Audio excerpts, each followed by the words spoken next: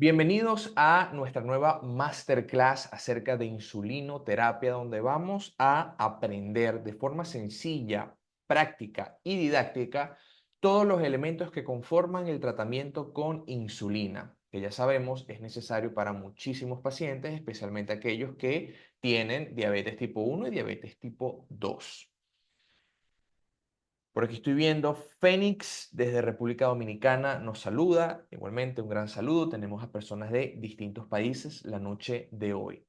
Antes de empezar, sé que muchos de ustedes son seguidores de Conocimiento en Cápsulas, pero para aquellos que sean nuevos, que hay varios, simplemente les quería recordar o quería presentarme de forma formal, valga la redundancia. Yo soy el doctor Luis Alfredo Pérez, soy médico cirujano, soy profesor universitario de la Cátedra de Microbiología con diplomado en docencia universitaria, mención Ciencias de la Salud.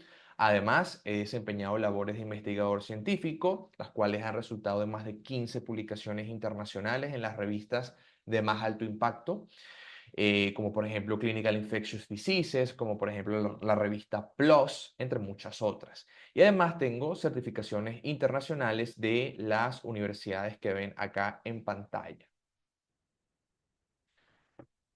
Me gusta mucho iniciar las masterclasses con una lámina de temario, ya que podemos identificar de forma muy rápida cuáles son los temas que vamos a tratar. Por ejemplo, en la clase de hoy vamos a hablar acerca de las generalidades de la insulina, no solamente qué es la insulina y cuáles son sus funciones, sino cuál ha sido y cuál es la importancia de la insulinoterapia en la actualidad.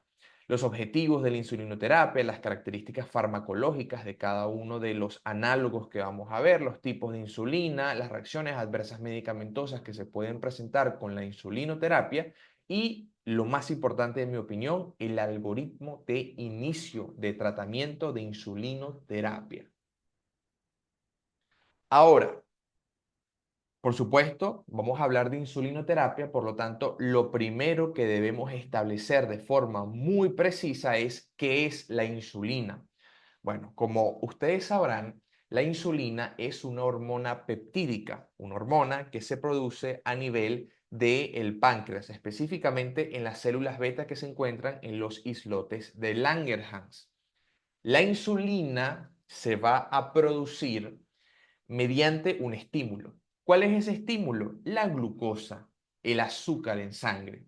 ¿Qué es lo que ocurre? Bueno, imagínense que ustedes están desayunando y ustedes comen, vamos a suponer que están desayunando, qué sé yo, vamos a suponer unos huevos revueltos con un poquito de tocineta o pan, ¿sí? Ustedes ingieren esos alimentos rápidamente son procesados, son digeridos y son absorbidos, esos nutrientes.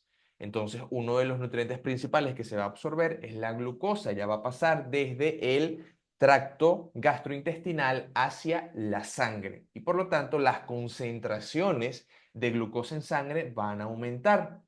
Y como una respuesta refleja, va también a aumentar la síntesis de insulina, que es la hormona que se va a encargar de hacer que esa glucosa no se quede toda en la sangre, sino que se distribuya a los tejidos periféricos, principalmente el tejido graso y también el tejido muscular, en realidad también de todos los tejidos del cuerpo. Entonces, ¿qué sucede?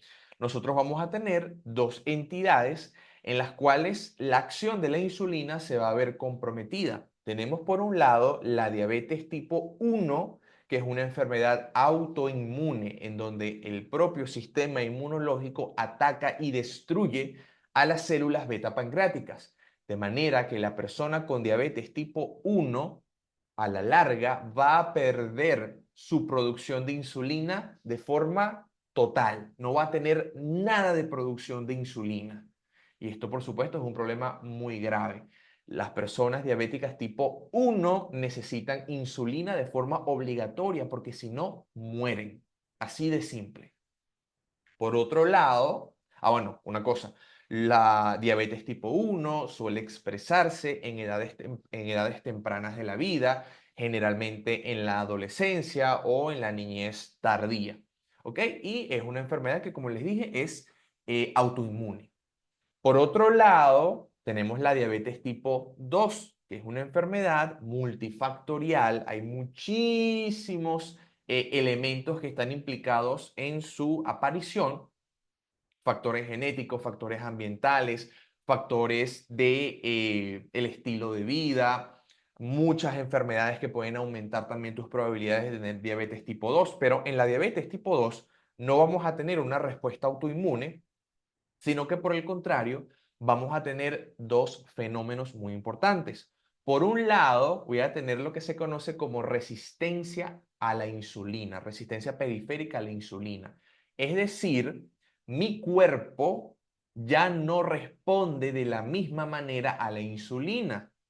Entonces, si no responde de la misma manera, y recuerden que la función de la insulina es hacer que la glucosa salga de la sangre y vaya a los tejidos, si yo ya no soy lo suficientemente sensible a la insulina, el páncreas puede sintetizarla, pero mis órganos ya no están respondiendo a ella, por lo tanto la glucosa se sigue quedando en la sangre o una gran parte de ella. Por lo tanto, voy a tener una glicemia elevada de forma sostenida. Perdón, un segundo acá. Por aquí dice que se escucha mal. Chavis, ¿qué me dicen los demás, por favor? Si en algún momento se llega a escuchar mal, simplemente comenten rápidamente por el chat. Yo estoy pendiente, estoy revisando. Kate dice que se escucha bien, pero por favor me gustaría que los demás me confirmaran si me están escuchando bien o si ha habido algún corte. Si solamente te ha pasado a ti, Chavis, probablemente sea algo de tu internet. Puedes tratar cerrando y volviendo a entrar. ¿Se escucha bien? ¿Se escucha bien? Ok, entonces seguimos. Como les estaba comentando, en la diabetes tipo 2 tenemos por un lado la resistencia a la insulina. Nuestro cuerpo se hace resistente, pierde sensibilidad. Y por otro lado, también vamos a tener deficiencia relativa de la producción de insulina. Es decir, poco a poco las células beta pancreáticas van produciendo menos insulina, va disminuyendo esa producción de insulina.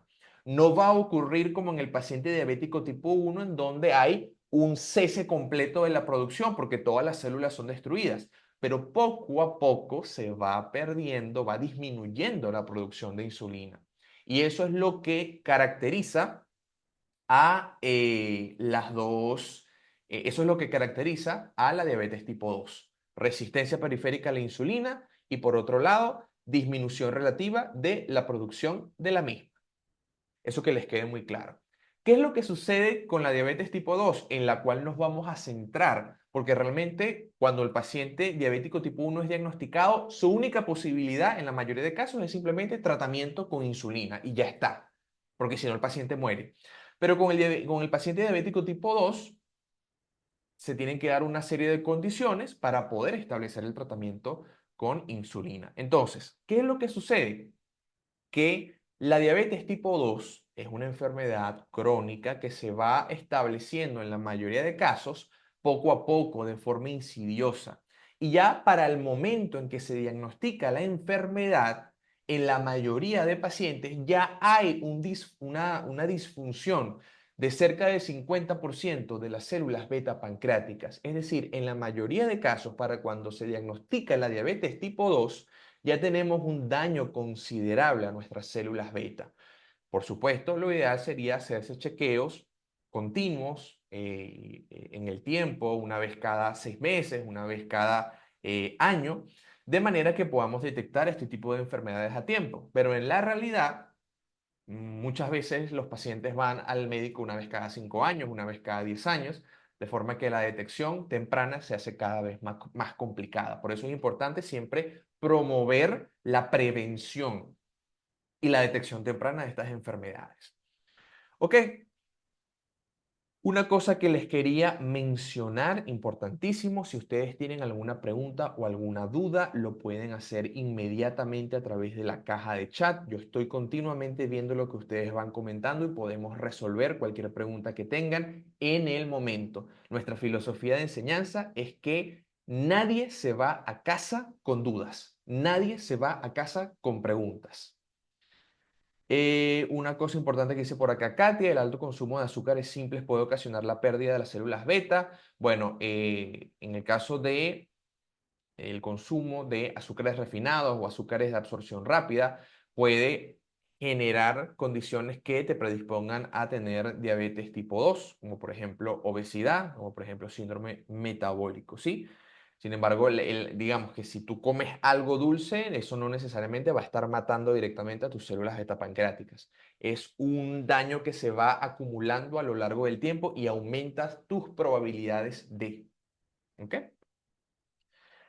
Perfecto. Una cosa importante que deben saber son las funciones de la insulina, porque ya les he comentado la más importante, que es el tema de regular el metabolismo de la glucosa. Es decir, yo tengo glucosa en la sangre y yo necesito pasarla a los tejidos para que las concentraciones de glucosa en sangre disminuyan y se mantengan en un rango normal. ¿Qué es lo que sucede en la diabetes? Que yo pierdo estos mecanismos, pierdo ya sea la secreción de insulina completamente como en la diabetes tipo 1 o tengo resistencia y disminución relativa de la producción como ocurre en la diabetes tipo 2.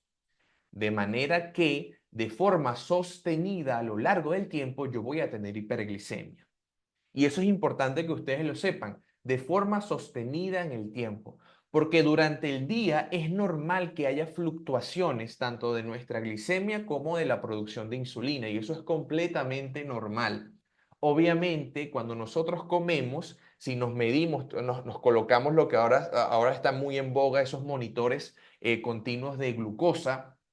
Obviamente, si yo almuerzo una comida copiosa, obviamente mi glicemia dentro de unos pocos minutos va a empezar a subir. Dame un segundo acá, un momento.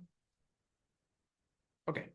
Obviamente, si yo empiezo a comer, a los pocos minutos yo voy a poder observar cómo mi glucosa en sangre aumenta. Eso es completamente normal porque la glucosa está pasando desde el tracto gastrointestinal hacia la sangre. ¿Sí? Y luego va a haber la respuesta de la insulina para disminuir esos niveles y luego mantenerlos en unos niveles basales. Eso es completamente normal. Lo que sucede en la diabetes es que tengo hiperglicemia crónica. ¿Qué otra cosa hace la insulina? Bueno, ella promueve el almacenamiento de la glucosa, es decir, ella promueve un mecanismo o una vía metabólica llamada glucógenogénesis, es decir, la formación de glucógeno. Saben que el glucógeno es una molécula muy grande formada por pequeñas moléculas de glucosa. Entonces, lo que hace la insulina, una de sus funciones también es aumentar esa producción de glucógeno, que la glucosa se empiece a almacenar y se vaya de la sangre. Tenemos glucógeno principalmente a nivel hepático, pero también tenemos glucógeno a nivel muscular. Otra cosa es que ella inhibe la producción de glucosa en el hígado mediante la inhibición de un proceso llamado gluconeogénesis, que es la formación de glucosa a través de sustratos no glucosídicos, como por ejemplo aminoácidos. Yo puedo transformar ciertos aminoácidos o alfa-cetoácidos en moléculas que luego puedo transformar ya sea en glucosa o en intermediarios de la glicólisis o del ciclo de Krebs y por lo tanto obtener energía a partir de ellos. Entonces, ella disminuye la producción de glucosa mediante la gluconeogénesis y también inhibe la degradación de glucógeno. O sea, ella promueve que se forme glucógeno y además previene que se elimine, que se degrade en glucosa que vaya a la sangre. Otra cosa, estimula la síntesis de proteínas. Es una hormona anabólica, ella va a promover que se sinteticen proteínas. Y otra cosa es que también va a regular el metabolismo, no solamente de los carbohidratos, que es con lo que las personas siempre se quedan, sino también el metabolismo de las grasas. Entonces, todas estas funciones van a estar reguladas o van a estar contrarreguladas por otras hormonas, que son las hormonas contrarregulatorias o las hormonas antiinsulínicas, ¿sí? Por ejemplo, el glucagón. El glucagón, que es producida por las células alfa de los islotes de Langerhans en el páncreas, tiene el efecto contrario de la insulina, ¿sí?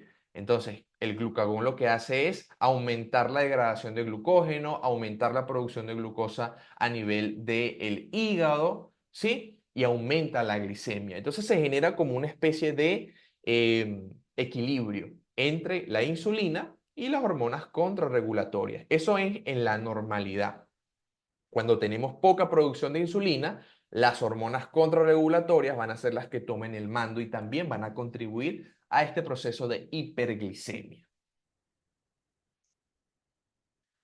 Entonces, importante, ya les dije, todos estos mecanismos, el bloqueo, la inhibición de de todas estas funciones importantísimas de la insulina, va a hacer que se genere hiperglicemia crónica.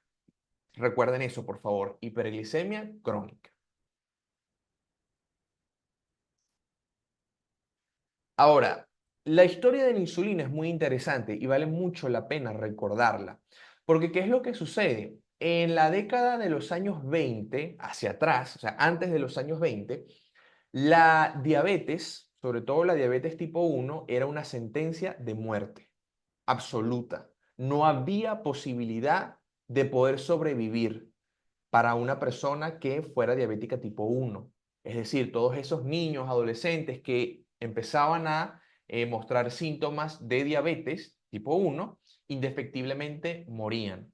Sin embargo, en 1922 se pudo tratar a la primera persona con diabetes tipo 1 mediante la administración de insulina. Fue la primera persona en 1922. O sea, el tratamiento con insulina es relativamente reciente, porque antes de eso era una sentencia de muerte. Entonces, en 1922 se logró tratar a la primera persona y a partir de 1925 se empezó a extraer insulina para tratar a las personas diabéticas, sobre todo las diabéticas tipo 1, por supuesto, a través de, digamos, el tejido pancreático de vacas y de cerdos. Entonces se hacía, digamos, como un homogeneizado de todos esos páncreas y de allí se depuraba sí, de allí se trataba de extraer la insulina. ¿Qué era lo que pasaba? Que necesitabas una grandísima cantidad de tejido pancreático para poder tratar a una persona. Imagínense, se necesitaban cerca de 20.000 animales, del tejido pancreático de 20.000 animales, para tratar a 750 pacientes durante solamente un año. Entonces, obviamente era muy difícil obtener insulina para poder tratar a todo el mundo. Por lo tanto, investigaciones posteriores lograron obtener insulina no a partir del páncreas de animales, sino a partir de técnicas de ADN recombinante. Es decir, yo tomo un plásmido, es decir, una secuencia de ADN, y la introduzco en un microorganismo que puede ser, el primero que se utilizó fue Escherichia coli, la bacteria. Entonces yo introduzco el plásmido allí y ese plásmido va a empezar a leerse esa secuencia de ADN y va a codificar para insulina o para un péptido precursor de la insulina y luego se depura y yo obtengo insulina a través de una bacteria. Luego se realiza también la extracción o la producción de insulina a través de Saccharomyces cerevisiae. Pero bueno, de igual manera, actualmente nosotros obtenemos insulina y sus análogos a partir de técnicas de ADN recombinante. Ya no tenemos que utilizar el páncreas de animales. Entonces, inicialmente lo que se buscaba era replicar la insulina de la misma forma en la que nosotros lo producimos, es decir, insulina humana, pero poco a poco se fueron dando cuenta los científicos de que podíamos sintetizar sustancias que no fueran exactamente a la, sí, a la hormona que nosotros producimos, sino análogos, es decir, sustancias que cumplieran la misma función, pero que tuvieran características farmacocinéticas distintas. Es decir, por ejemplo, podemos sintetizar una molécula que cumplía la misma función de la insulina, que activaba el mismo receptor, pero cuya acción fuera más rápida. O, por el contrario, cuya acción, cuya duración en el cuerpo fuera mucho mayor. Y esto permitía poder hacer esquemas de tratamiento mucho más personalizados. Entonces, ahora mismo, lo que nosotros utilizamos primordialmente son los análogos de la insulina. No es la insulina propiamente dicha en la mayoría de casos, sino análogos. Son fármacos que cumplen la misma acción, pero tienen características farmacocinéticas muy distintas. Ahora, ¿cuáles son los objetivos de la insulinoterapia? Bueno, por un lado, si yo estoy tratando a un paciente con diabetes tipo 2, lo que estoy haciendo realmente es un mecanismo de aumento y potenciación. Es decir, yo tengo producción de insulina, pero probablemente sea muy baja, pequeña, porque tengo una deficiencia progresiva, un desgaste progresivo de mis células beta pancreáticas. Entonces, por eso estoy ayudando a ese paciente a tener niveles de insulina que puedan ayudar a que mantenga la glicemia dentro de rangos normales.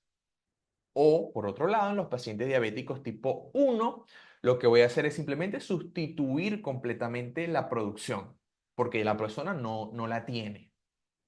También esto puede ser, puede ocurrir en pacientes que hayan tenido, por ejemplo, algún tipo de pancreatitis, daño pancreático total, donde hayan tenido que extraer el páncreas. Bueno, esa persona obviamente va a tener que ser dependiente de insulina durante toda su vida. También hay tratamientos en los pacientes diabéticos tipo 1, pero son tratamientos más complejos de trasplante de células beta. Pero eso no lo vamos a tocar aquí, eso ya escapa de los objetivos de esta clase, pero también se hace. Entonces ya sabemos, podemos aumentar o potenciar la insulina que está produciendo el paciente, por más pequeña que sea, o sustituir y reemplazar completamente su producción. Entonces, ¿cuándo? Esto es muy importante que lo sepan, ¿sí? ¿Cuándo voy a iniciar el tratamiento con insulina en un paciente? Si el paciente es diabético tipo 1, no lo tienen que pensar, obviamente tienen que iniciar inmediatamente con tratamiento con insulina. Diabéticos tipo 1, no tenemos nada de insulina, por lo tanto la única posibilidad que tengo en la mayoría de casos es empezar con insulinoterapia, ¿sí?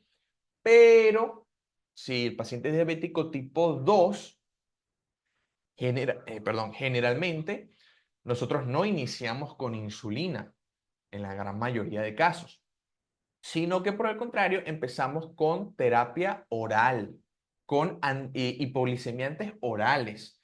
Vamos a poner el ejemplo de metformina, glimepirida, glibenclamida, ¿ok?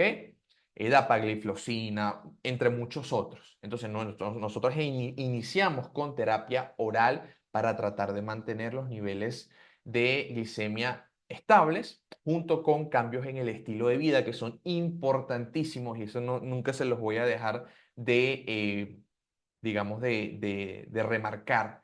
Los cambios en el estilo de vida, el ejercicio en particular y los cambios en la dieta son fundamentales y en muchos casos pueden hacer que la persona entre, junto con la terapia, farmacoterapia, pueden hacer que la persona entre en remisión de la diabetes.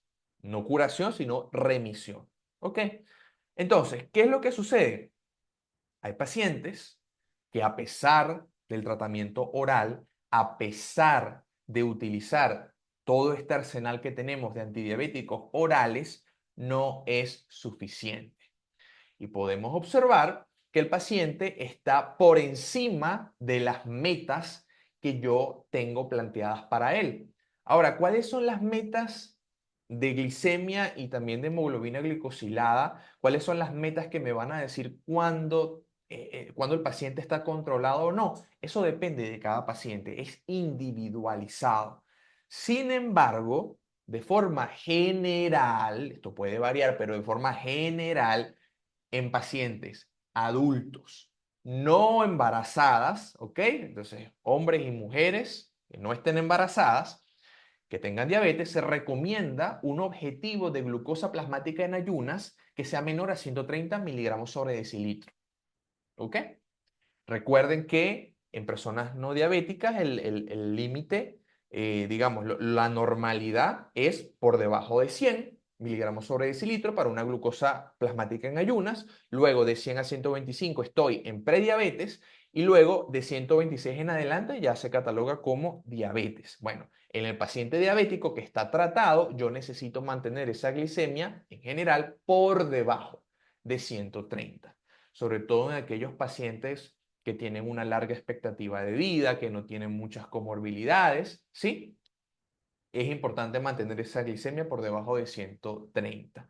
Estos targets pueden cambiar. Si el paciente tiene, por ejemplo, enfermedad cardiovascular o tiene alto riesgo de enfermedad cardiovascular, probablemente yo necesite tener una meta mucho más estricta. Pero de nuevo, eso depende del paciente que tenga enfrente mío.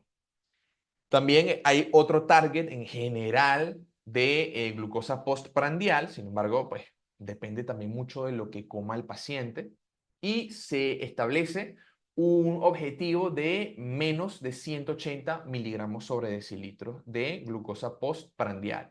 Sin embargo, se prefiere es la glucosa plasmática. Recuerden que para medir la glucosa plasmática necesitamos que el paciente esté en ayunas y eso debe ser por lo menos 8 horas de no haber comido o no haber ingerido ningún alimento salvo el agua. Otro objetivo también importante que tenemos que tener claro es el tema de la hemoglobina glicosilada. Recuerden que nosotros tenemos varias pruebas que podemos hacer para determinar si una persona tiene diabetes. Una de ellas es la glicemia en ayunas, que lo acabamos de mencionar anteriormente. También podemos hacer una PETOC, una prueba de tolerancia oral. Podemos hacer una glicemia al azar en algunos casos. Y también podemos hacer la hemoglobina glicosilada. ¿Qué es lo bueno que tiene la hemoglobina glicosilada? Que ella no nos va a medir cuál es la glicemia que tiene el paciente en ese momento, sino que nos va a medir cuál es la glicemia promedio que ha tenido ese paciente en los últimos 3 meses. Y es muy útil por esa razón, porque entonces no voy a ver, no voy a ver qué es lo que tiene él en este momento, o sea, que puede tener más variabilidad, sino cuál ha sido su promedio en los últimos 3 meses. La hemoglobina glicosilada nunca miente. Entonces, para la mayoría de pacientes adultos no embarazadas, se recomienda un objetivo de hemoglobina glicosilada, también lo pueden ver como HbA1c, de 7% o menos. Si, por ejemplo, tenemos un paciente que tiene una expectativa de vida larga, que la diabetes es de reciente diagnóstico y no tiene comorbilidades significativas, yo puedo ser un poco más estricto y puedo establecer una meta de hemoglobina glicosilada por debajo de 6.5. Ahora, si yo tengo un paciente que por el contrario tiene mucho riesgo de hipoglicemia, por lo tanto tengo que tener cuidado con la terapia con insulina, una esperanza de vida limitada, un paciente mayor, una comorbilidad muy compleja, bueno, puedo establecer una meta que sea un poco menos estricta, es decir, con que tenga esa hemoglobina glicosilada por debajo de 8, puedo estar contento. Pero, en algunos casos, sobre todo con adultos mayores, con personas que tienen mucha tendencia a la hipoglicemia, en algunas ocasiones no tenemos que guiarnos tanto por los parámetros paraclínicos, es decir, por el resultado de la hemoglobina glicosilada o de la glicemia en ayunas, sino centrarnos más en la parte sintomática. Tratar de que ese paciente tenga la menor glucosa en ayunas posible y la menor hemoglobina glicosilada posible y que ese paciente no tenga hipoglicemia, ¿ok? O que no tenga hiperglicemia sintomática, es decir, no tenga signos de catabolismo, no tenga poliuria, polidipsia, polifagia, pérdida de peso. Entonces, esto lo vamos a individualizar. Sin embargo, para efectos de la clase, vamos a imaginarnos un paciente adulto que no esté embarazada y que sea un paciente que no tenga muchas comorbilidades, por lo tanto vamos a estar entre 7 a 6.5 de meta de hemoglobina glicosilada, es decir, de 7 a 6.5 hacia abajo. ¿Cuál es otro criterio que tenemos que tener muy en cuenta u otro factor que tenemos que tener muy en cuenta cuando vamos a iniciar el tratamiento con insulina? El riesgo de hipoglicemia que puede tener ese paciente. Porque si ese paciente ya está siendo tratado, un diabético tipo 2, ya está siendo tratado con sulfonilurias o con meglitinidas, este paciente, si yo empiezo el tratamiento con insulina, tengo un riesgo mayor de que se genere hipoglicemia. Recuerden que la hipoglicemia desde el punto de vista agudo es más peligrosa que la hiperglicemia en muchos casos, ¿sí? Porque el paciente va a experimentar signos y síntomas en un principio, manifestaciones adrenérgicas y cuando ya la hipoglicemia progresa va a tener déficit neurológico que incluso puede generar convulsiones, coma y muerte. Entonces hay que tener mucho cuidado con la hipoglicemia, ¿ok? Si el paciente ya tiene antecedentes de hipoglicemia grave o ha tenido, digamos, eventos registrados de hipoglicemia, tenemos que ser muy cautelosos. Si necesitamos empezar insulina, bueno, perfecto, la iniciamos, pero somos extremadamente cuidadosos. Probablemente tengamos que empezar con la menor dosis posible e ir haciendo el ajuste a medida que pase el tiempo. ¿Ok? Es esencial que evaluemos el historial de nuestros pacientes para saber si este es un paciente que tiene alto riesgo de hipoglicemia. También tenemos factores que tienen que ver con el paciente, las preferencias del paciente. Obviamente, en la mayoría de casos, los pacientes son muy renuentes a empezar el tratamiento con insulina, porque por un lado, hay un cierto estigma con el tratamiento con insulina de muchos pacientes que piensan de que están en condición crítica o ya están en condición pues muy grave y por lo tanto lo último que les queda es la insulina, no necesariamente, ¿ok? Y tenemos que hacerle ver al paciente que no es que ya no tiene esperanza y por eso estamos recurriendo a insulina, sino que en su caso particular, la insulina puede traer muchísimos beneficios que ya no le están dando los antidiabéticos orales. Que no lo vea como una derrota, sino simplemente como una nueva herramienta que lo va a ayudar a permanecer o a recobrar su estado de salud.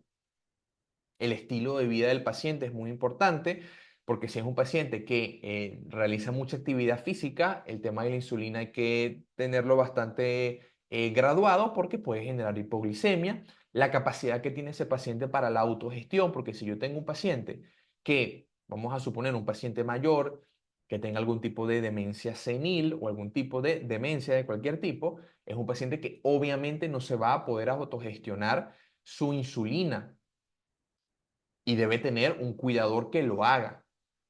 Es importante tener eso claro, porque si nosotros, una persona que no tenga la capacidad de poder administrarse de forma correcta la insulina, nosotros se la indicamos y le damos todas las indicaciones, por más precisas que sean, una persona que tenga algún tipo de trastorno neurológico o neuropsiquiátrico puede, puede administrarse de forma errónea más insulina de la que debería y eso puede conllevar a la muerte. Entonces, mucho cuidado allí. Y también los recursos disponibles. Hay personas que quizá no tengan la capacidad económica para poder adquirir ciertos tipos de insulina. Por lo tanto, tenemos que jugar con eso, ver cuáles están en el mercado, los precios incluso. Eso es algo que tenemos que tener en cuenta para pacientes que tengan recursos limitados. Otra cosa, como les dije, los pacientes tienen que participar activamente en el proceso de toma de decisiones y hay que explicarles muy bien cuáles son los beneficios de la insulinoterapia y también cuáles son los posibles riesgos. Y es fundamental que le expliquemos y que nos tomemos el tiempo para hacer una explicación profunda, detallada y didáctica de por qué estamos iniciando el tratamiento con insulina, cómo lo va a hacer él en su casa y sobre todo cómo estar pendiente o cómo identificar las señales de alguna reacción adversa, sobre todo la hipoglicemia, cómo reconocerla y cómo tratarla.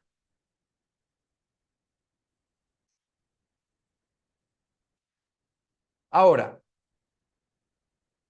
hay tres condiciones en las cuales da igual, digamos, o da un poco igual las metas que dijimos anteriormente. Si nosotros vemos que un paciente tiene evidencia de catabolismo, es decir, el paciente está perdiendo peso de forma inexplicable, tiene signos de hiperglicemia, poliuria, polidipsia, polifagia, es un criterio con el cual nosotros podríamos iniciar la insulinoterapia y además refractariedad o respuesta pobre al tratamiento oral. Si vemos que el paciente tiene una hemoglobina glicosilada por encima de 10 o más, podemos iniciar insulinoterapia. Y si el paciente tiene una glicemia que nos llega a una glicemia mayor a 300, ese paciente necesita insulina. ¿Sí? Estos tres criterios, digamos que son criterios como absolutos. Si te llega un paciente en estas condiciones, tienes que empezar insulinoterapia, porque la terapia oral probablemente no vaya a funcionar o a llegar a las metas que quieras. Entonces, acuérdense, por favor, de esto. Entonces, como les dije, nosotros vamos a trabajar principalmente con análogos de la insulina, que van a tener cada uno de ellos características farmacocinéticas distintas, porque cada uno de ellos va a tener un inicio de acción distinto, es decir, desde que yo lo administro hasta que puedo ver los cambios. ¿Cuánto tiempo tarda? Bueno, ese es el inicio. Algunos de ellos van a ser de acción rápida, otros van a ser de acción ultra rápida, otros van a ser de acción intermedia y otros van a ser de acción prolongada e incluso ultra prolongada. En algunos casos hay nuevos análogos que duran entre 36 a 72 horas. Importante. Pero en cuanto al inicio me refiero a qué tanto tardan en yo lo administro y luego empieza la acción. Eso va a depender del tipo de insulina. Luego está el pico, cuánto tarda en alcanzar el efecto máximo. Algunas van a tener un pico muy pronunciado, otras van a tener simplemente una meseta, las que son de acción prolongada. La duración es lo que les comentaba, algunas van a tener una duración bastante corta, otras pueden durar días. Y sobre todo el tema de la concentración y la presentación. Esto puede variar y tenemos que tenerlo muy, muy claro, porque dependiendo de el vial que consiga el paciente o que compre el paciente, la cantidad de mLs que va a administrarse va a ser diferente porque va a estar más o menos concentrada, va a tener más o menos unidades internacionales en esa presentación. Y la vía de administración va a ser subcutánea en la mayoría de casos, también puede ser endovenosa en el caso de ciertas emergencias y también existen ahora mismo nuevas formas de administración de insulina como la administración inhalada. No la vamos a tocar acá porque es bastante infrecuente. Nos vamos a quedar con lo más común, que es ya sea endovenosa, generalmente en el ámbito hospitalario, bueno, siempre en el ámbito hospitalario o subcutánea, cuando el paciente está en un tratamiento de forma, digamos, ambulatoria o en su casa. La técnica de administración, escúchenme bien, es el 90% de lo que determina el éxito de la insulinoterapia. Si yo no sé administrarla bien o no le explico bien a mi paciente o mi paciente no tiene la capacidad, ya sea que tenga limitación de la movilidad o alguna otra cosa, lo que sea, y no se administra bien la insulina, digamos, en el mejor de los casos, no llego a mis metas glicémicas o de hemoglobina glicosilada. Y en el peor de los casos, puedo propiciar hipoglicemia. Peligroso. ¿Sí? Entonces, una cosa que les tiene que quedar claro, el paciente en su casa se va a administrar la insulina de forma subcutánea, en el tejido celular subcutáneo, no intramuscular. Y eso ustedes que tienen que tenerlo muy en cuenta porque hay pacientes que tienen un panículo adiposo muy amplio, ¿sí? Y pueden administrarse la inyección en un ángulo de 90 grados, por ejemplo, porque no va a llegar al músculo. Pero hay pacientes que no tienen un panículo adiposo elevado, son pacientes delgados y por lo tanto tienen que hacer esa administración muy precisa para que no llegue al músculo. Entonces, de nuevo, hay que individualizar al paciente. Por otro lado, el tema de los sitios recomendados. Tenemos muchos sitios que podemos utilizar en el abdomen. Podemos hacer una administración en forma de agujas del reloj. En el abdomen hay una absorción un poco más rápida. En el muslo y en el glúteo también se puede administrar. Yo les voy a mostrar las fotos de los sitios. Tiene una administración un poco más lenta y también se puede realizar en la parte superior del brazo, digamos como a nivel deltoideo. ¿Qué es lo importante? Bueno, que el paciente sepa administrarse la insulina de forma correcta en distintos sitios para que pueda hacer una rotación de esos sitios de administración y así evitemos que se generen ciertos efectos adversos locales de la insulinoterapia como la lipohipertrofia o la lipodistrofia, que vamos a evitar de nuevo haciendo este ciclo, este movimiento de los sitios de administración.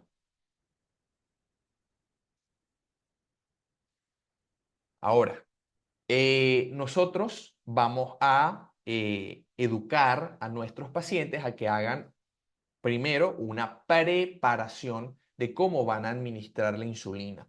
La insulina se puede administrar digamos, hay varias formas en las cuales ella va a estar presentada para administrarla. Algunas insulinas, no sé si pueden ver mi cursor, pero bueno, les voy a poner acá esto, ¿sí? Hay algunas insulinas que vienen digamos, en esta presentación, ¿sí? Que son lapiceras o plumas, ¿ok? Estas plumas tienen ya adentro una cierta cantidad de unidades internacionales de insulina, ¿sí? Y ellas tienen un graduador, ¿sí?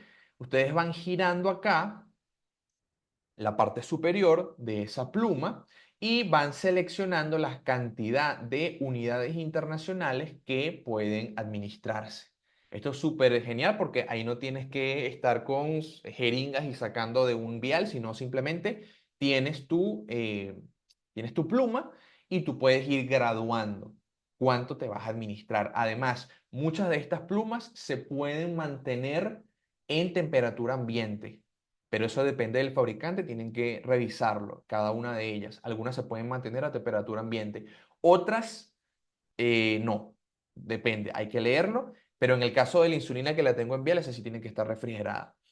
Y bueno, está esta opción, ¿sí? De estas plumas, o está la otra opción de que el paciente compre el vial y compre pues una jeringa de insulina, la típica jeringa de insulina, y el paciente saque de aquí los mLs que va a sacar, y teniendo en cuenta la concentración, él puede calcular las unidades internacionales que contiene cada ml. Es muy, muy importante, por favor, tenerlo claro.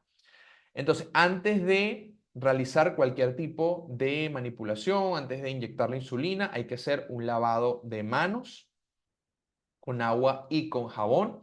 Asegurarse de que la insulina no haya caducado, importantísimo, y que se haya almacenado correctamente. Cada una de estas insulinas va a tener en la caja o en el prospecto que viene adentro, ese papelito que viene adentro que nadie nunca lee, ahí está especificado cómo tiene que conservarse cada una de ellas. Como les dije, algunas de las plumas pueden mantenerse en temperatura ambiente, pero depende de lo que diga ese prospecto.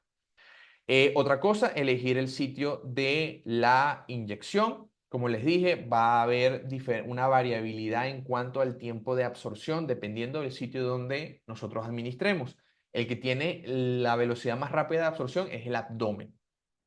Luego, muslo, glúteo, brazo, tarda un poco más en absorberse, pero igual se puede administrar allí, y sobre todo lo que les comenté, el tip de rotar los sitios de inyección. Esto asegura que nosotros evitemos este efecto que es la lipohipertrofia. Es decir, es una reacción local donde el tejido adiposo aumenta de tamaño. Vean acá, perdón, yo puedo administrar a nivel del abdomen, puedo hacer, digamos, una secuencia en formas de aguja del reloj, ¿sí? Puedo administrar a nivel del vasto externo, a nivel del muslo, ¿sí? Puedo administrar también a nivel del glúteo, y también puedo administrar en la parte trasera, en la parte posterior del brazo, ¿ok? A este nivel. Son los sitios donde principalmente vamos a administrarlo. Tenemos, digamos, justamente por debajo de la cara posterior del deltoides, digamos, ya en la zona del brazo, en la parte posterior, donde estaría el tríceps. Ahí, en ese punto, podemos realizar la administración. ¿Cuál es la técnica de inyección? Bueno, primero que nada, tenemos que preparar el sitio, perdón, preparar el dispositivo, ya sea la pluma o ya sea que hayamos sacado la insulina a través de una jeringa. Vamos a limpiar el área donde vamos a realizar la inyección con agua y con jabón. Esto también depende del fabricante. Algunos dicen con alcohol, pero depende del prospecto. En la mayoría de casos, con que se haga la limpieza con agua y con jabón es suficiente. Y, y eh, vamos a realizar, vamos a pellizcar, ¿ok? La zona donde vamos a administrar la insulina con el pulgar y el índice contralateral a la mano donde tenemos el dispositivo que contiene la insulina. Esto me va a asegurar de que yo administre en el tejido celular subcutáneo. Si el paciente tiene un tejido celular subcutáneo, una capa de grasa considerable, podemos hacer la administración en 90 grados si tenemos una jeringa. Si lo hacemos con una lapicera o con una pluma, va a ser también en 90 grados. Pero si tenemos un paciente delgado y estamos utilizando una jeringa, vamos a utilizar un ángulo un poco más inclinado de 45 grados. Todo esto para asegurar de que la inyección no sea intramuscular, sino que sea subcutánea. De esta manera.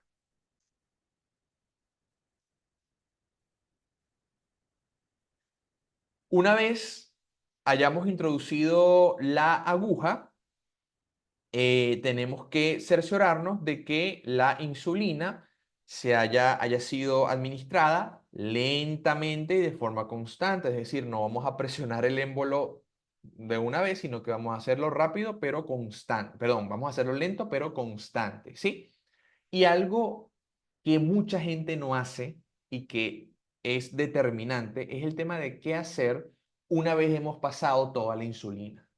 Cuando pasamos toda la insulina y también cuando administramos con esta lapicera, con esta pluma, tenemos que dejar la aguja dentro durante unos 5 a 10 segundos.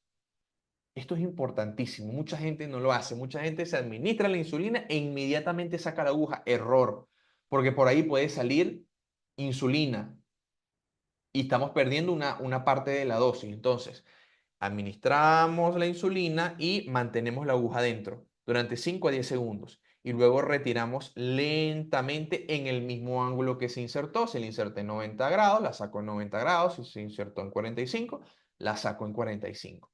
Luego vamos a desechar. En el caso de la jeringa, la desechamos, porque eso obviamente no lo vamos a reutilizar en un contenedor que sea apropiado.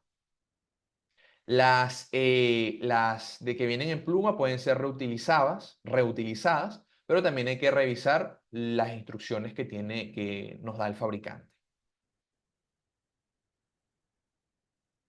Cosas que debemos evitar siempre, evitar la inyección intramuscular, ya que esto va a hacer que el fármaco se absorba de forma muy errática y también puede generar dolor en el sitio de la inyección. Las inyecciones intramusculares, no.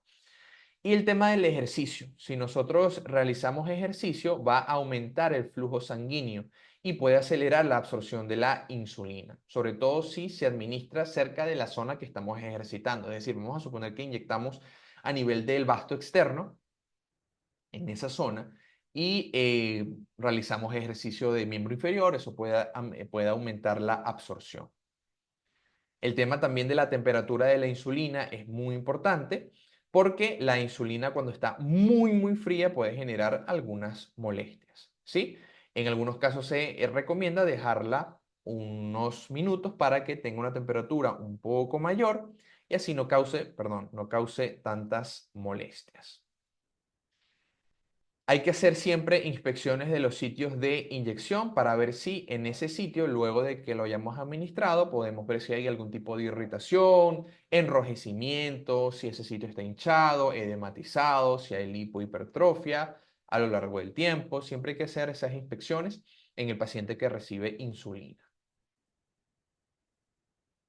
Ahora, ¿cuáles son estos tipos de insulina? Vamos a empezar con las insulinas de acción ultra rápida. ¿Cuáles son las insulinas de acción ultra rápida? Bueno, tenemos por ejemplo la Lispro, Aspart, Glulicina y la insulina inhalada. Ellas van a venir, las tres primeras, en diferentes viales, ¿sí? Como estos que ven acá. Esta es una insulina Aspart, ¿sí? Y podemos observar que en la caja y también en el vial nos dice cuántas unidades internacionales hay por cada ml. Y también aparece entre paréntesis este número, este nombre que dice U100. Cuando vemos esa nomenclatura, lo que quiere decir es que cuando vemos, por ejemplo, esta U100, es que en cada ml de esta solución hay 100 unidades internacionales de insulina. También podemos observar U200. ¿Qué quiere decir U200? Bueno, que en cada ml de esa solución vamos a tener 200 unidades internacionales de insulina. Entonces, obviamente, si yo tengo una dosis, solamente por poner, tengo una dosis de 0,5 cc, ¿ok? Con este tipo de vial, si por algún motivo yo consigo es U200, tengo que reducir los ml a la mitad porque si no estará administrando el mismo volumen, pero una mayor concentración de insulina, y ya sabemos que eso puede ser muy malo. El inicio, por eso es ultra rápido, el inicio ocurre muy rápido, 15 a 30 minutos. El pico de acción es de 0,5 a 1,5 horas, es decir, de 30 a 90 minutos, y la duración de aproximadamente 4 a 6 horas.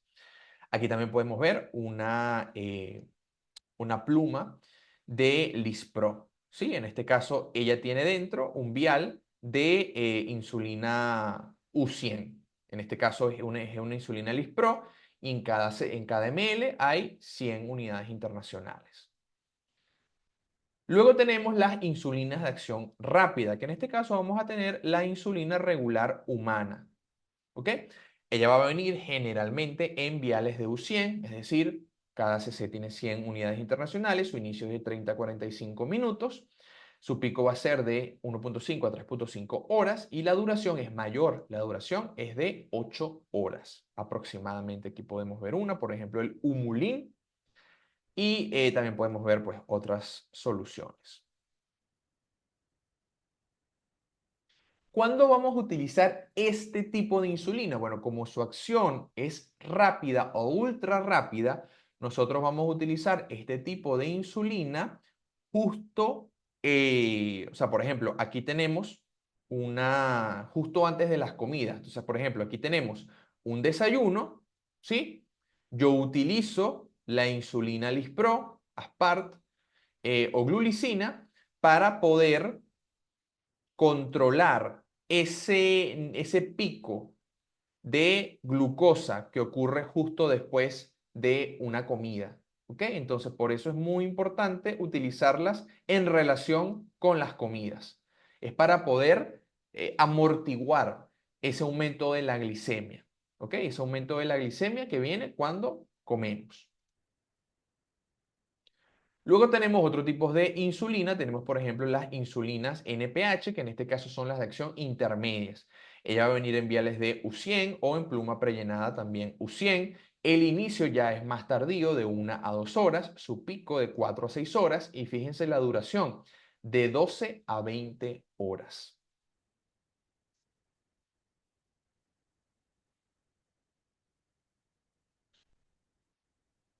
Luego tenemos también las insulinas de acción larga. Entonces, en este caso tenemos Glargina, Detemir, Degludec. Ellas van a tener, ellas van a tener una presentación de viales de U100, U100 también o U300 en el caso de las plumas prellenadas. U300, entonces ya sabrían que en cada ml hay 300 unidades internacionales. Su inicio en 1 a 2 horas no van a tener un pico pronunciado, sino que va a ser una meseta. Y la duración, fíjense acá, de 24 a 72 horas.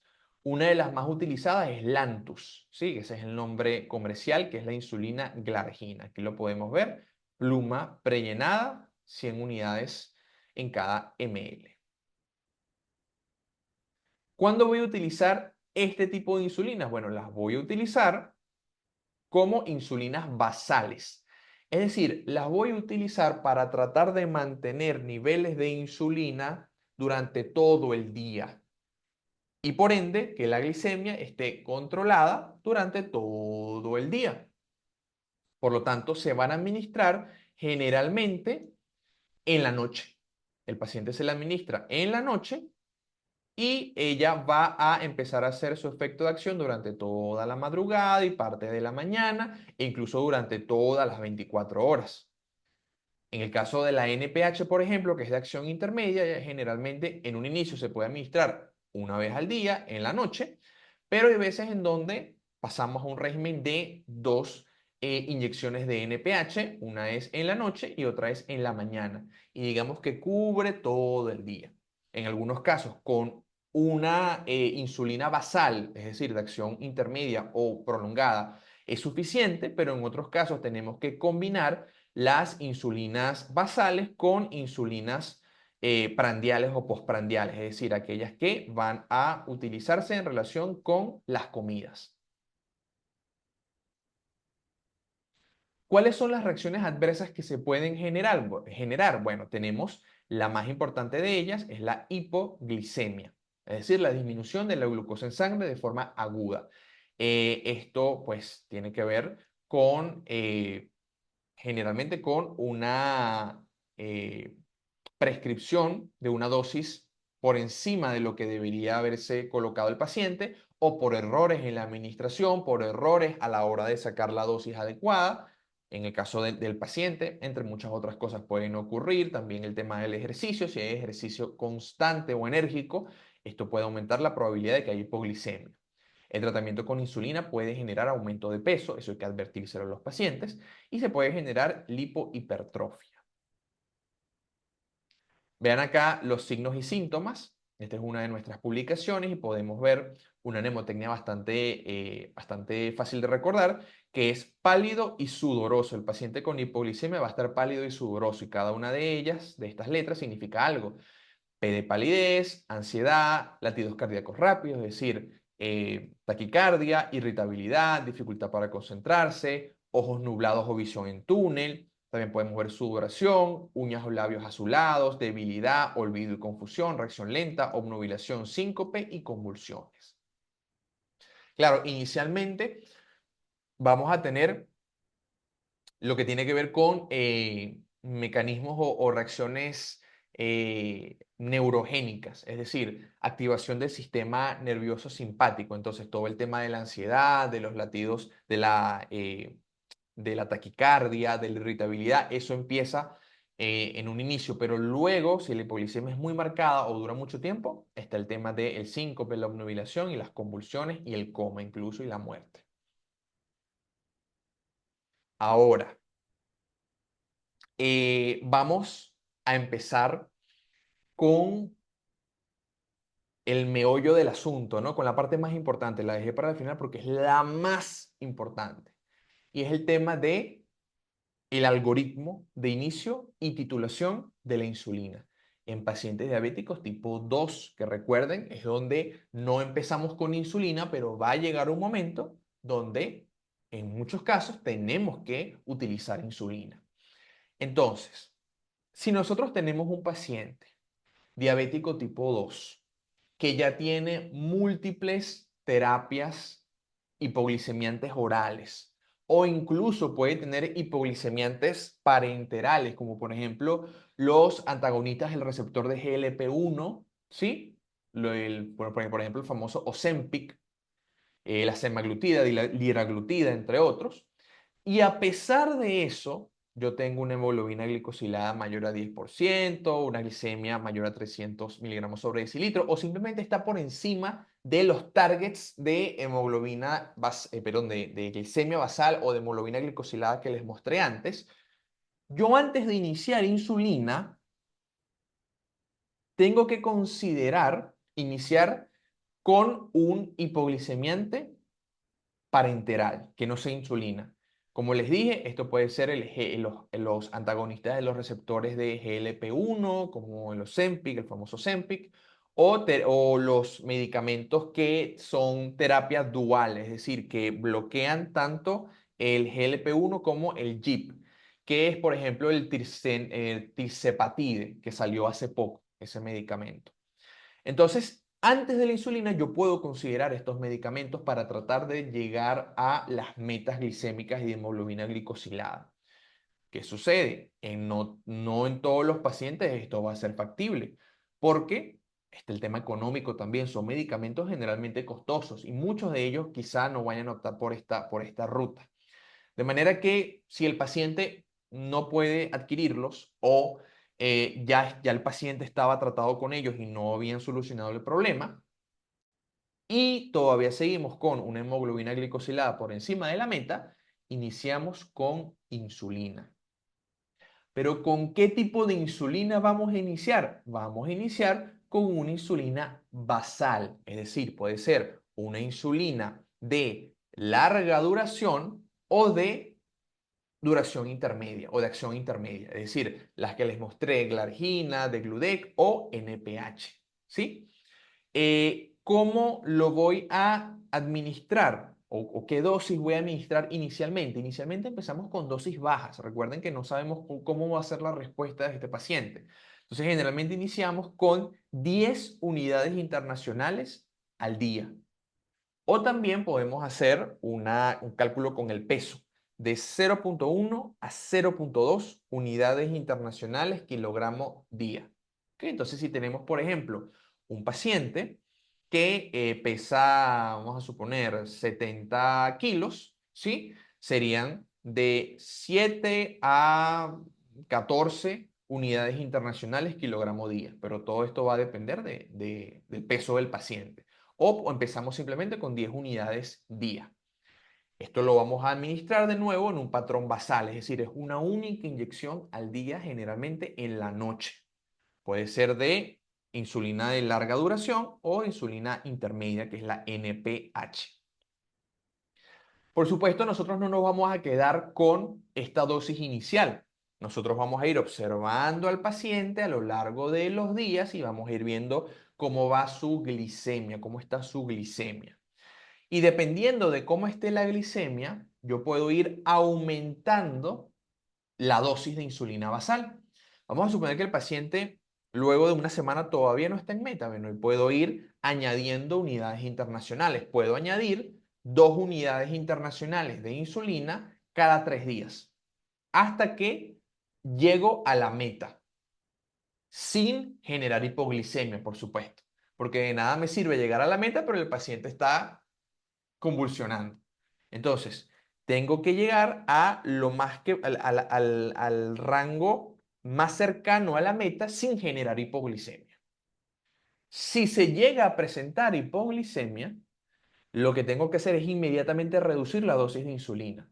La dosis la puedo reducir en un 10 a 20%. Entonces, si le estaba dando, vamos a suponer que le estaba dando 15 unidades internacionales a ese paciente, lo puedo reducir en un 10%, le quito 1,5 unidades internacionales. ¿Ok? O le quito 2 unidades internacionales. Y luego sigo observando al paciente para ver si ya no se genera hipoglicemia. Claro, aquí tenemos que ver muchas cosas, ¿no? Porque puede ser que el paciente estuviera ejercitando, puede ser que no hubiese comido suficientes alimentos, hay muchas cosas que tenemos que tener en cuenta. Ahora, yo tengo a mi paciente, logré controlar sus niveles de glicemia, yo esperé unos 3 meses, 3 a 6 meses, y vuelvo a hacerle una hemoglobina glicosilada. Recuerden que la hemoglobina glicosilada me ve la glicemia promedio en los últimos 3 meses. Yo luego de 3 meses le hago una hemoglobina glicosilada y veo que todavía sigue por encima del target. Vamos a suponer de nuevo que este es un paciente que no tiene comorbilidades, es un paciente que tiene una larga expectativa de vida. Vamos a suponer que mi target estaba entre 6,5 a 7. El paciente tiene 8 de hemoglobina glicosilada. Bueno, en este caso voy a añadir insulina prandial, insulina con la comida, ¿sí? En un inicio, yo lo que voy a hacer es colocar 4 unidades internacionales al día o 10% de la dosis de insulina basal. Y eso lo voy a colocar con la comida más copiosa, que generalmente es el almuerzo. Entonces, en este momento, el paciente se está colocando una insulina basal en la noche y se está colocando luego otra inyección en la comida más copiosa. O sea, ya el paciente tiene dos inyecciones al día. ¿Ok? Esto también lo puedo ajustar, puedo aumentar la dosis de 1 a 2 unidades internacionales o 10 a 15%, 2 veces por semana, cada 3 días. Esto es si yo empecé con insulina de acción prolongada, o sea, empecé con Detemir, de Gludec o Glargina, ¿sí? Pero si yo había empezado con insulina NPH, de acción intermedia, yo cambio el régimen y ahora le voy a colocar al paciente NPH 2 veces al día, ¿sí? Pero lo que tengo que hacer es reducir a un 80% de la dosis inicial que yo le colocaba, ¿ok? En la noche, y ahora ese 80% yo lo voy a separar. 2 tercios de ese 80% se los voy a dar en la mañana y el otro tercio de ese 80% se lo voy a dar en la noche. Repito, el paciente tenía inicialmente una única dosis de NPH en la noche. Como no es suficiente, yo lo que voy a hacer es pasarlo a una dosis de NPH 2 veces al día, saco el 80% de lo que le estaba dando en la noche y ahora lo que voy a hacer es darle 2 tercios en la mañana y un tercio en la noche. Eso si yo empecé con NPH. Bueno, hice esta terapia, el paciente todavía está por encima de la meta en cuanto a hemoglobina glicosilada. Bueno, lo que puedo hacer es simplemente añadir inyecciones de insulina de acción ultra rápida a las comidas que me queden, porque inicialmente yo tenía una insulina basal y una insulina ultra rápida en el almuerzo, en la comida más copiosa. Bueno, ahora lo que puedo hacer es seguir con mi insulina basal, seguir con mi insulina en el almuerzo, pero ahora puedo administrarle, por ejemplo, una insulina en el desayuno. ¿Sí? Empiezo con una más. El paciente se está administrando 3 inyecciones. Si eso no es suficiente, administro otra más en la última comida que queda, que es en la cena. Entonces, el paciente tendría, en el caso de que esté tomando de acción prolongada, sería una insulina de acción prolongada en la noche, una de acción ultra rápida en el desayuno, una de acción ultra rápida en el almuerzo y una de acción ultra rápida en la cena. Se tiene que inyectar 4 veces al día. ¿Sí? 4 veces al día. Y esto se conoce como el régimen basal-bolo. Es decir, el paciente tiene una insulina basal de larga duración y tiene insulinas en bolo cada vez que come.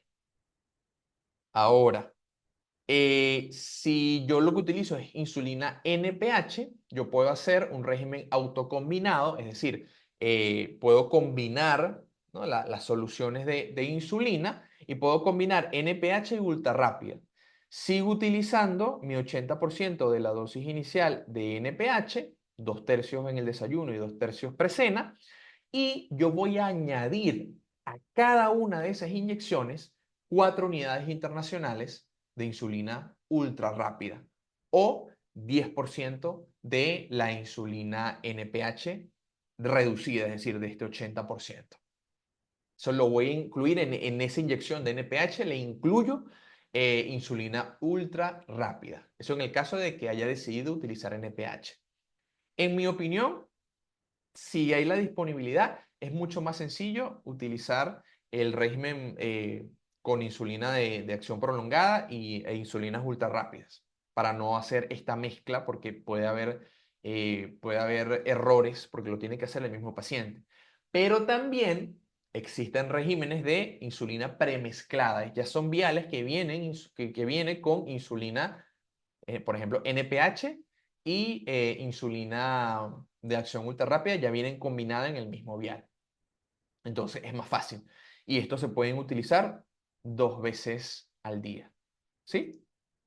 Vean acá para que lo visualicen. ¿Sí? Aquí tengo glargina, detemir, NPH. Yo administro en un inicio, en la noche. ¿Sí? Los administré en la noche. Esta es cuando empecé con mi régimen basal. La glargina, vean, aquí lo administro, se mantiene, no genera un pico, sino que, digamos, se mantiene durante casi todo el día. Y luego en la noche la vuelvo a administrar. Lo mismo pasa con el detemir, algo parecido, que es un poco más corta. Y con NPH, pues la acción es un poco más corta, pero cubre sobre todo la noche. Aquí, en este caso, yo administro, cuando ya no me sirve únicamente el basal, yo administro basal más una prandial. Entonces tengo que yo utilizo el análogo basal, que es el lento, que me mantiene estos niveles durante todo el día. Y en este caso, antes de la cena, le coloco una insulina ultra rápida. Vamos a suponer que la cena es la que era más copiosa. Este se conoce en algunos lados como el esquema basal plus. Y si eso aún no es suficiente, paso al esquema basal bolo. Entonces, ¿qué hago aquí? Voy a colocar la insulina de acción rápida y luego, en la noche, y luego, antes de cada comida, administro mi insulina ultra rápida. En este caso, como ven, el paciente tiene que administrarse la insulina 4 veces al día. Por eso puede ser un poco molesta para el paciente. ¿Sí?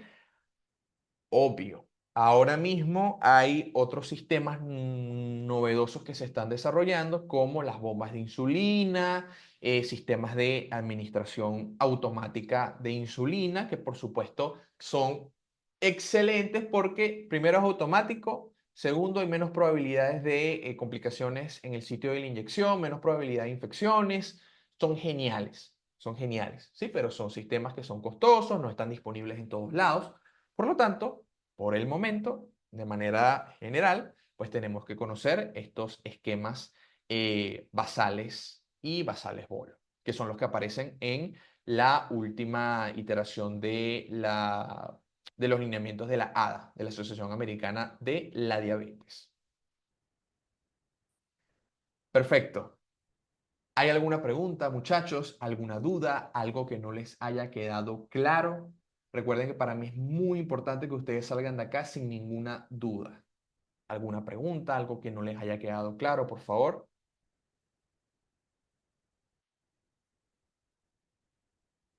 ¿O todo les quedó claro?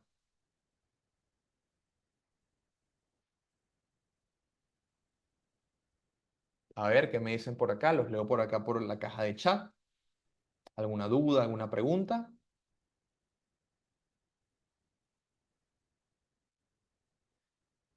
¿Todo les quedó claro?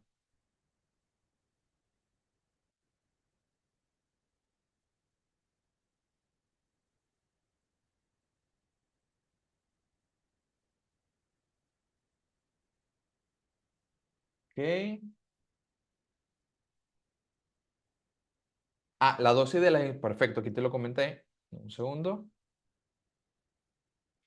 Cuando vas a empezar con una insulina ultra rápida, inicias con 4 unidades al día o 10% de la dosis de insulina basal.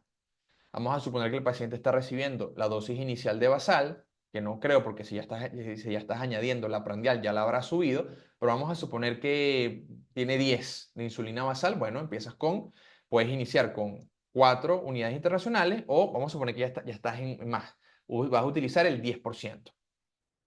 4 unidades al día o el 10%. Cualquiera de las dos funciona. Ojo, y una cosa, en cualquier momento lo que les comenté acerca de la hipoglicemia aplica. Si yo veo que el paciente está presentando hipoglicemia, disminuyo inmediatamente la dosis en un 10 a 20%. ¿Ok? ¿Les quedó claro todo? ¿Alguna duda? ¿Alguna pregunta?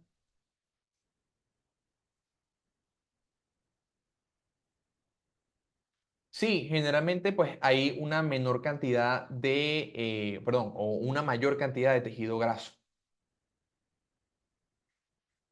Y la irrigación es un poco mayor allí.